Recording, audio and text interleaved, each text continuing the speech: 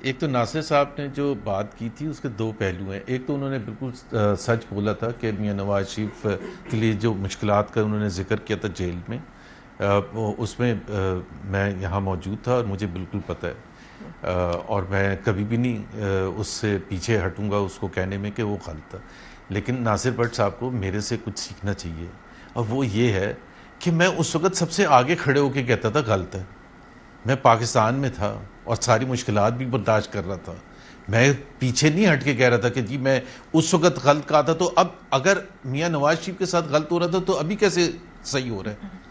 Politics ہمیں کرنی چاہیے، لیکن ہمیں پولیٹکس میں کوئی اصول تو رکھنے چاہیے کہ اگر ہم یہ ریئلائز کرتے ہیں کہ اگر میاں نواز شریف کے ساتھ وہ جو انہوں نے ریفرنس بھی دیا ہے، اس کال کا بھی ذکر ہے، وہ 100% سچائی پر ایک جو انہوں نے ذکر کیا ہے کہ 22 منٹ آپ کے مکمل ہو چکے ہیں، وہ بالکل ایسا ہی ہوا تھا.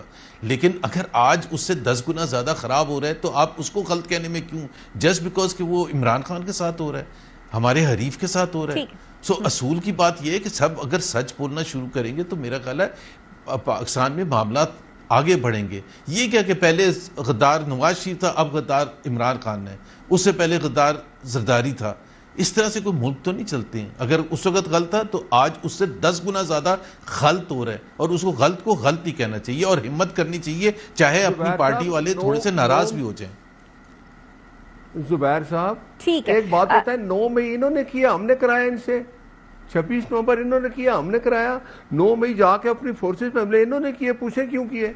ہم نے تو نہیں کہا جا کے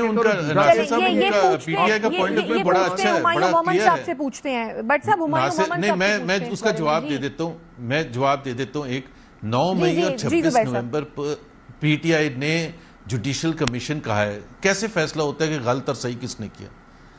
جوڈیشل کمیشن بنانے میں پی ایم ایل این کیوں ہچکچاتی ہے، کیوں پیچھے ہٹتی ہے؟ آپ جوڈیشل کمیشن بنا دیں 9 مئی پر اور 26 نومبر پر، اور سچ ثابت ہو جائے گا. جب آپ یہ حکومت میں رہ کے بنانے، آپ ہی تو نہیں فیصلہ کریں گے نا. 2 اوپینینز ہوتے ہیں، آپ کا اوپینین ہے انہوں نے کروایا ہے، ان کا اوپینین ہے آپ نے کروایا ہے.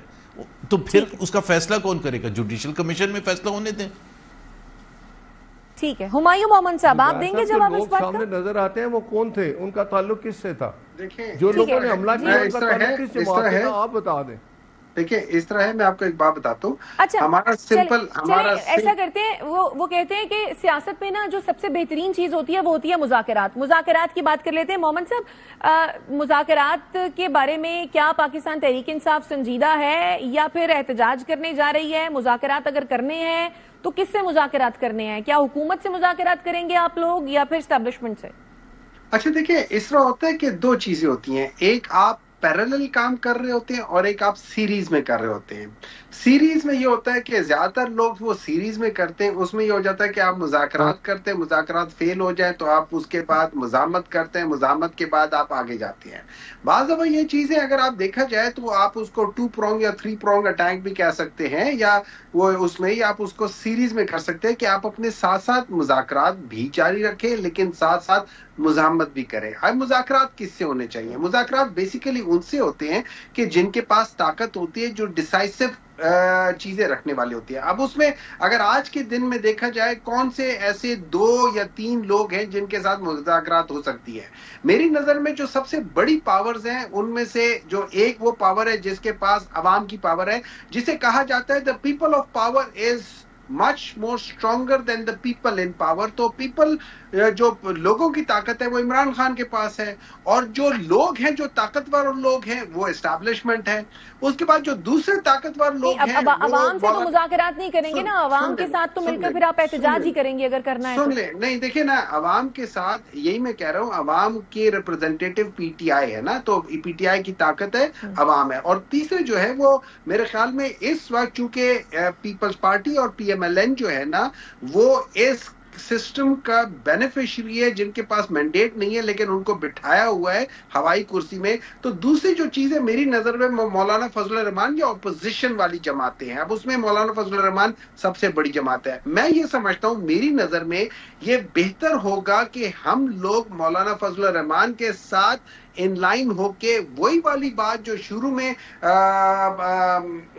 سلمان اکرم راجہ نے کہی ہے. جماعت تو خدشات کا اظہار کر رہی ہے کہ شاید آپ لوگ کہیں اور مذاکرات کرنا چاہ رہے ہیں. آپ کو یاد ہو ابھی کامران مرتضی صاحب نے کلیئرٹی کا کہا ہے کہ ہم کلیئرٹی کا ویٹ کر رہے ہیں اسد قیصر کی جانب سے, خاص طور پر یہ اعظم سواتی صاحب کے بیان کے بعد.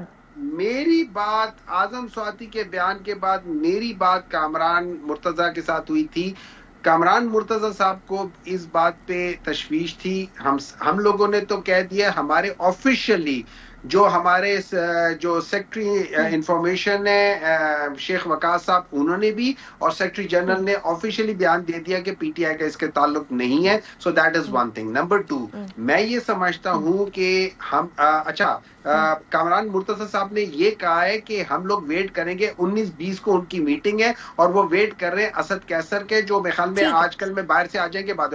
تو میری نظر میں یہ بہتر سمجھتا ہوں کہ پاکستان تحریک انصاف کو مولانا فضل الرحمان صاحب کے ساتھ بات چیت کر کے اور ادھر سے لے کے الیکشن کے فری فیئر ٹرانسپیرنٹ کے سسٹم کو دیکھنا چاہیے اور کرنا چاہیے. یہ چیز میں سمجھتا ہوں سب سے بہتر ہوگی.